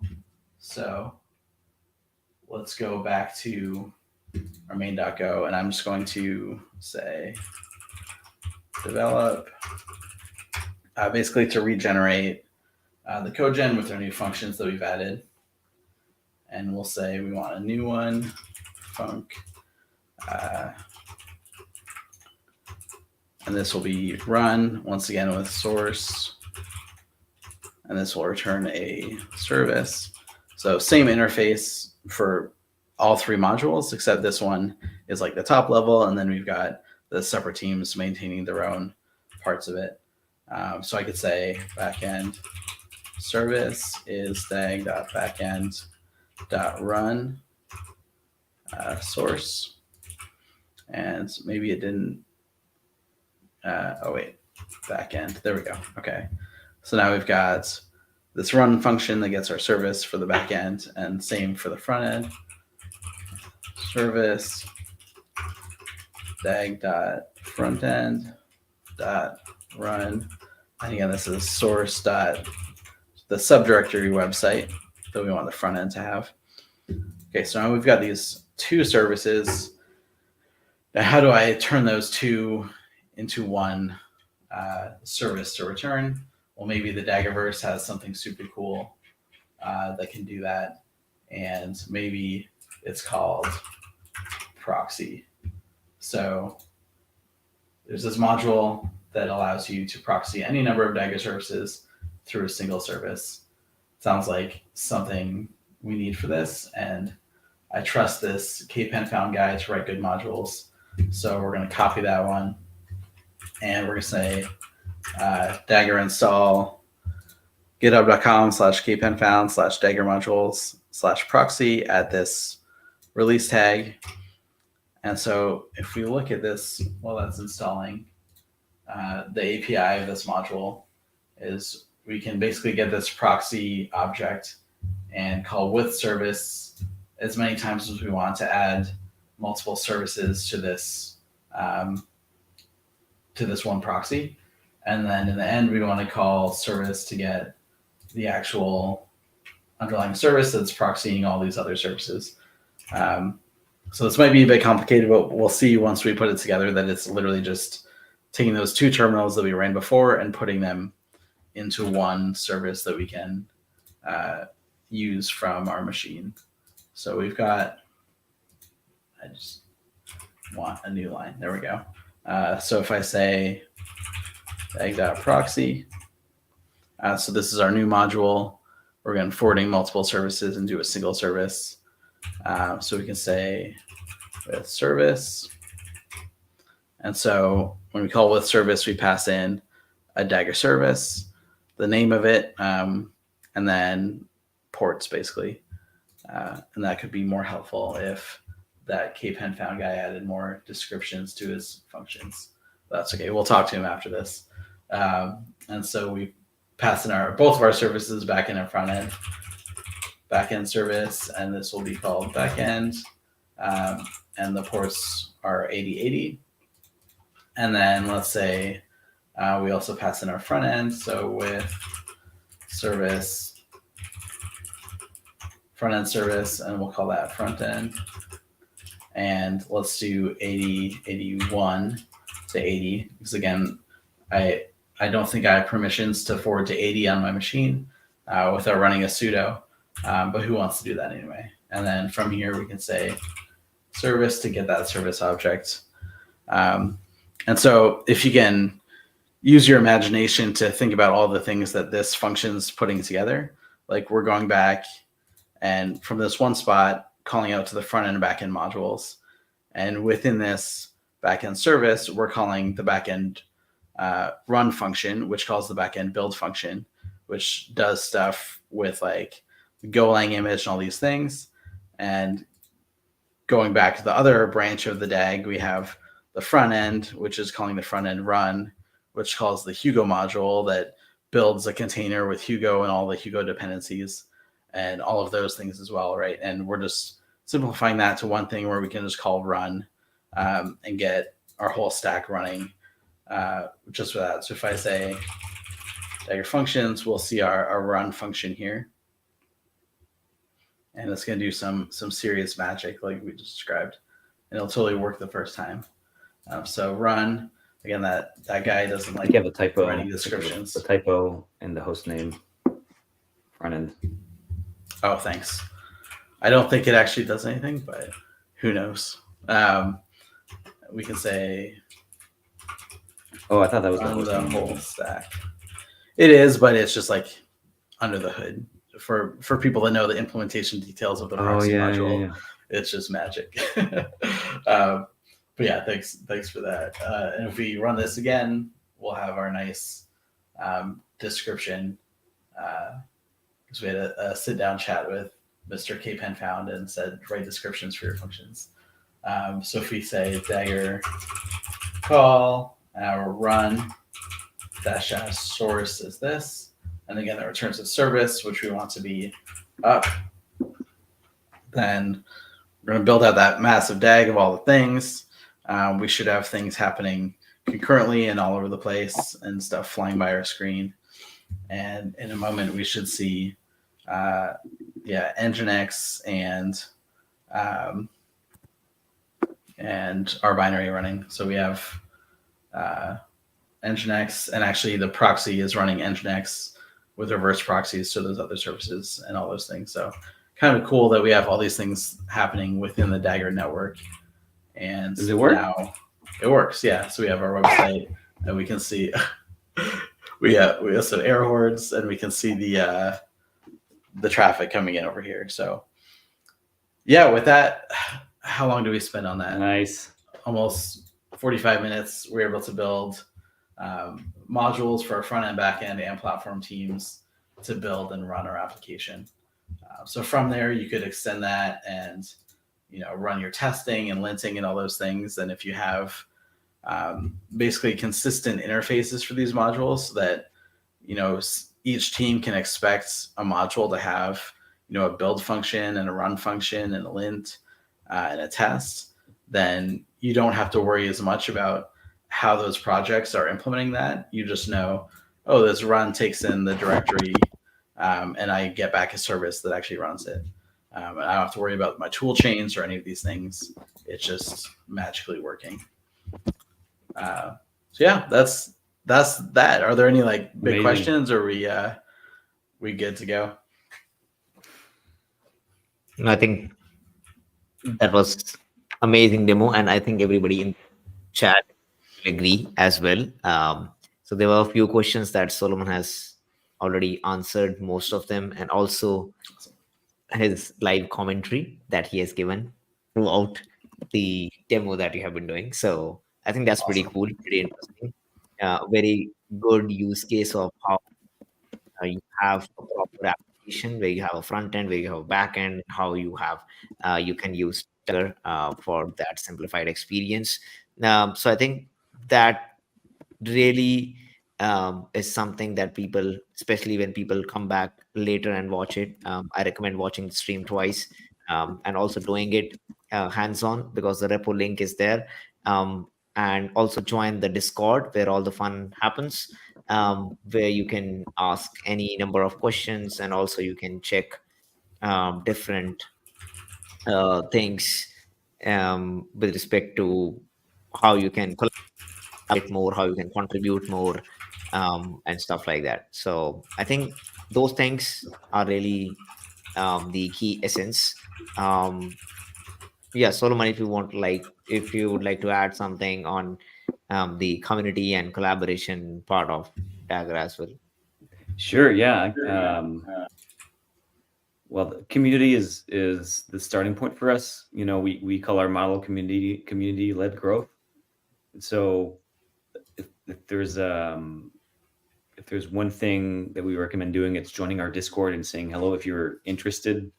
Even if you're still looking for a use case, you're not sure where to start, I would just join the Discord and say hi and start from there. And then remember, baby steps are fine. The whole point of Dagger is you can play with it in a very simple way, like we saw, and you can Daggerize your whole project all at once or a tiny little piece. It's up to you. Also, we have Daggernauts now starting to use Dagger in pipelines other than CI. We have data pipelines being Daggerized, AI pipelines, and we even have some projects using Dagger functions as LLM function calls. You can tell an LLM like OpenAI, etc., to do things, and it has an API for calling functions. It turns out you can give Dagger functions to the model to call, to interact with the world. So there's all sorts of fun things going on. If we had another 30 minutes, I would show you just random demos of crazy Dagger modules out there that do ridiculous things. But yeah, it's designed for productivity and also for fun.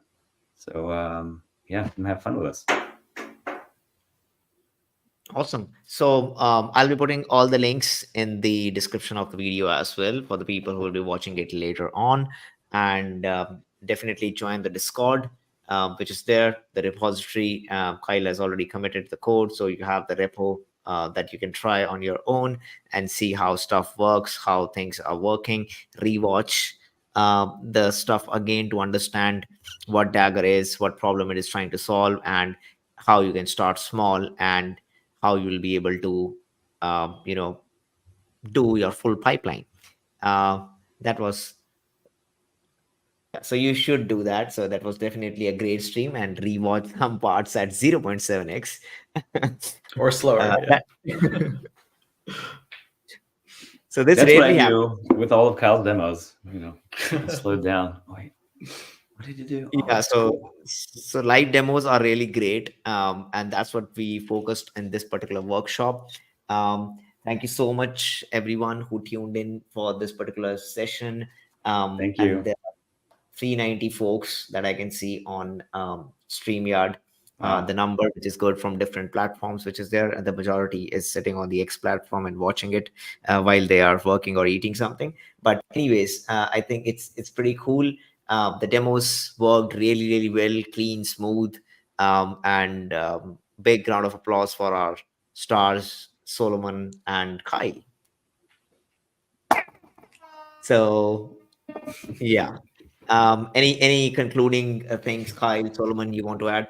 No, thanks so much for having us. I don't know, that we should do it again. Awesome. So thank you all for tuning in, and hope you enjoyed the workshop. Try it again. Tweet out what you learned, post on LinkedIn, tag Solomon, tag Kyle, tag Cube Simplify. Yeah, I always forget to plug the Cube Simplify channel. So make sure to subscribe to the Cube Simplify channel and share the stream with everyone in your network so that everyone can learn Dagger and get involved with the awesome community that Solomon is famous for building over the years. So thank you all, and see you next time. Awesome. Bye. Thank you.